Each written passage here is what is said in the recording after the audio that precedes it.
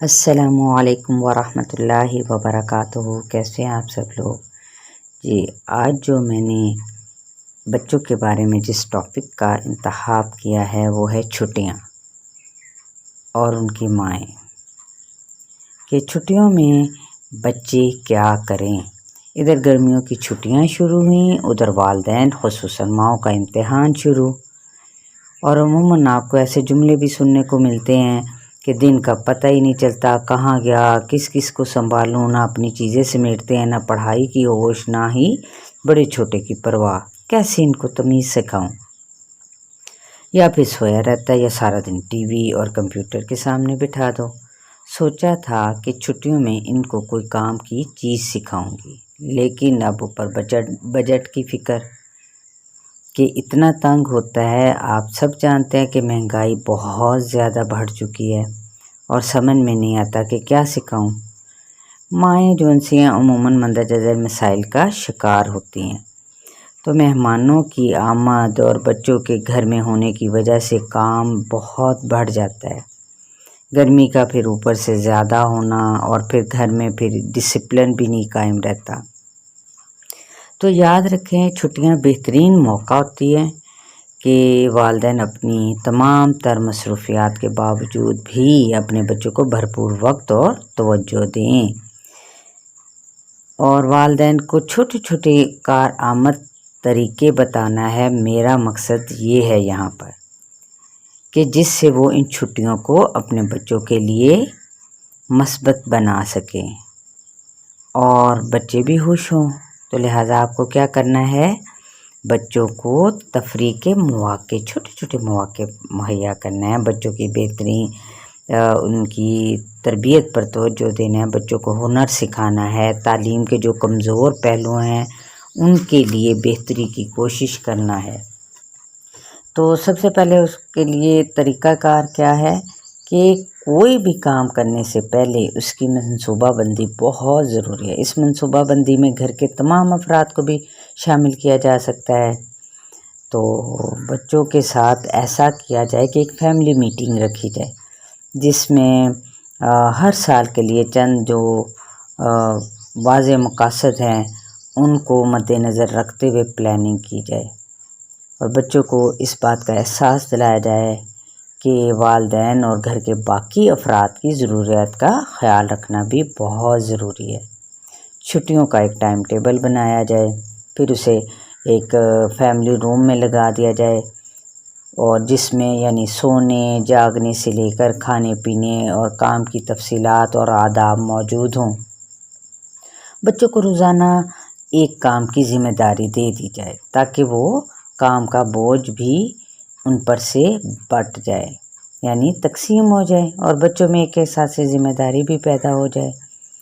بچوں کو T V سے ہٹا کر اچھے کاموں میں مصروف کر دینا کوئی مشکل نہیں ہے، ایسے کاموں میں جس میں وہ آپس میں یعنی لڑیں گے بھی نہیں، اور نہ ہی کمرے کے چاروں اطراف پر چیزیں پھیلائیں گے۔ تو اس تمام کارروائی میں والدین کا امتحان ہو جائے گا کہ وہ اپنے بچوں کے معاملے میں وہ کتنے ذہین ہیں، اور آنے والی گرمی کی چھٹیوں کو وہ بچوں کے لیے کیسے یادگار بناتے ہیں۔ تو کچھ اس طریقے سے کہ کم خرچ میں ہم کتنا اہم اور اچھا کام کر سکتے ہیں۔ ایسی چیزیں جنہیں ہم کچرے کی نظر کر دیتے ہیں، یعنی ڈسٹ بن میں ڈال دیتے ہیں، جیسے دودھ اور دہی کے خالی ڈبے، toilet tissue roll, ice cream میں استعمال ہونے والی جو سٹکس ہوتی ہیں وہ جمع کر کے کیا کریں، بچوں کو دیں تاکہ ان سے وہ اچھی چیزیں بنا سکیں۔ اس مقصد کے لیے آپ کو اپنے بچے کی عمر کے مطابق ہی پروجیکٹ کو منتخب کرنا ہے۔ بچوں سے کہے کہ وہ اپنے دوستوں کے ساتھ اپنے کھلونوں اور پزل گیم کا تبادلہ کریں تاکہ پیسے خرچ کیے بغیر وہ مختلف نئے کھیلوں سے لطف اندوز ہوں اور نئی باتیں بھی سیکھیں۔ تو آپ پرانے کیلنڈر لے سکتے ہیں، اس میں سے ایک بڑی سی تصویر لے لیں، اس کو مختلف شکلوں میں کاٹ لیں، پھر بچوں سے کہیں کہ وہ اس کو پزل کی طرح جوڑ دیں۔ ٹھیک ہو کیا نا؟ دوسری طرف دیکھیں، بچوں کو پرانی پلاسٹک کی بوٹلز میں پودے لگانے، پھر ان کے خیال رکھنے کی ان کو سمجھائیں، اور پھر اس کے ساتھ ساتھ شجرکاری کی فضیلت پر احادیث سنائیں۔ اور بچیاں خصوصاً اس چیز میں بہت دلچسپی لیتی ہیں کہ گھر کی ناقابل استعمال یا پھر پرانی چیزوں کو سجا بنا کر دوبارہ ان کا استعمال کیا جائے۔ تو اس چیز میں اور کیا آپ کر سکتے ہیں کہ مطالعہ، جو کہ تقریباً ہمارے آج کے دور میں ختم ہی ہو چکا ہے، یعنی بکس ریڈنگ یا اچھی کتابوں کی ریڈنگ کرنا، تو اس چیز کو بھی بڑھانے کے لیے ہر بچے کو ایک خوبصورت سی ڈائری دیں، اور جس میں وہ کچھ لکھ سکیں، تصویر بنا سکیں، کچھ جملے لکھیں کہ انہوں نے چھٹیوں میں روزانہ کیا کیا۔ گرمی کی چھٹیوں میں ان کو عادی بنائیں کہ وہ ضرور کوئی نہ کوئی کتاب کا مطالعہ ڈیلی کریں، اور ان کی رہنمائی کرنا ہمارا کام ہے۔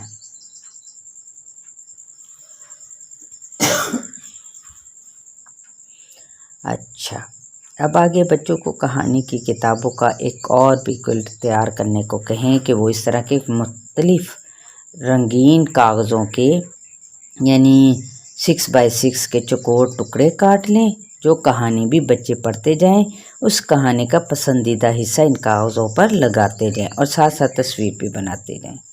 پھر ان تمام ٹکڑوں کو ٹیپ سے جوڑ کر خواہ دیوار پر خواہ سافٹ بورڈ پر لگا دیں۔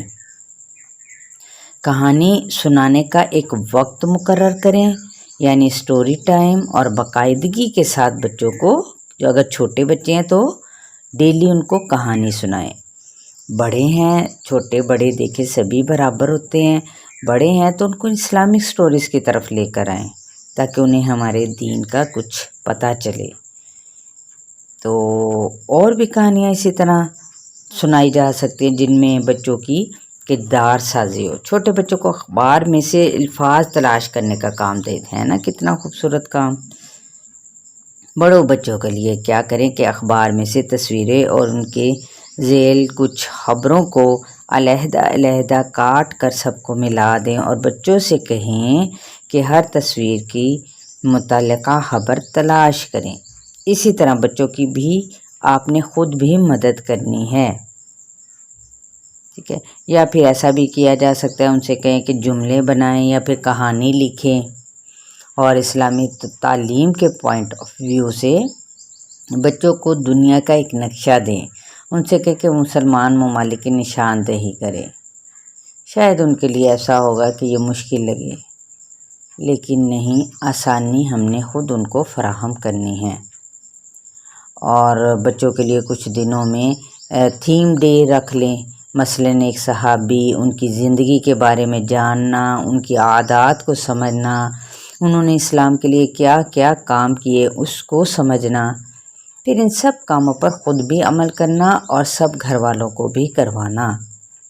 یا پھر مختلف جانور، چرند پرند جن کا ذکر قرآن پاک میں آیا ہے نا، العنکبوت، یہ دیکھیے کتنی چیزوں کا ہے، مکڑی کا، شہد کی مکھی کا، بہت سارے اور بھی جانوروں کا ذکر آیا ہے۔ تو اس کے متعلق بھی آپ کیا کر سکتے ہیں کہ ان کو بتائیں کہ وہ انٹرنیٹ یا کتابوں کے ذریعے سے ان کے بارے میں معلومات حاصل کریں۔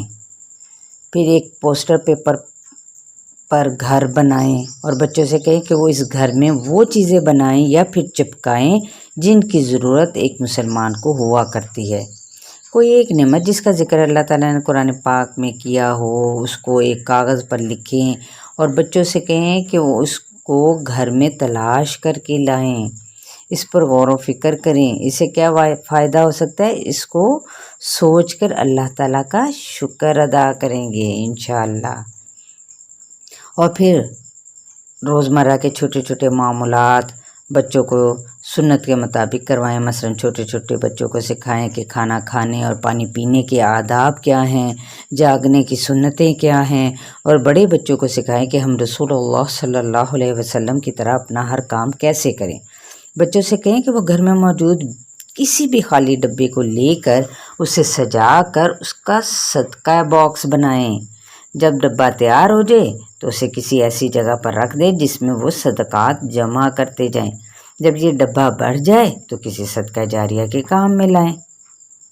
कितनी अच्छी बात है ना। छुट्टियों इस तरह बच्चों के अंदर शौक़ पैदा होगा कि हमने किसी गरीब की मदद कैसे करनी है।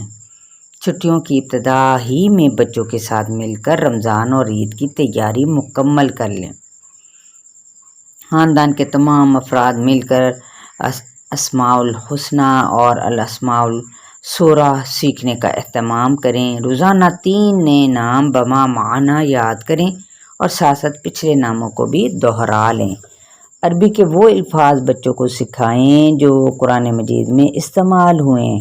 एक बड़े से कागज़ पर इन अल्फाज को लिखकर दीवार पर लगा दें और रोज़ाना एक नया लफ्ज़ बच्चों को रोशनास कराएं, उससे मुतारिफ़ करवाएं ताकि उनके ज़हीरा अल्फाज में इजाफ़ा हो। हर हफ्ते का एक टारगेट रख कर एक हदीस अरबी में याद करें और उसके मुताबिक अमल भी करें। ठीक है। और अपने अपने इलाके में होने वाले इस्लामी समर कैंप में भी हिस्सा लें। लड़के हैं तो उनको मस्जिद जाने और जमात के साथ नमाज पढ़ने पर उभारें। ठीक, आज हम यहीं तक करते हैं। कुछ और चीज़ें कि हमें छुट्टियों को मज़ीद कैसे मुफीद बनाकर गुजारना है। तो इंशाअल्लाह ताला अगले लेसन में। अल्लाह हाफिज़।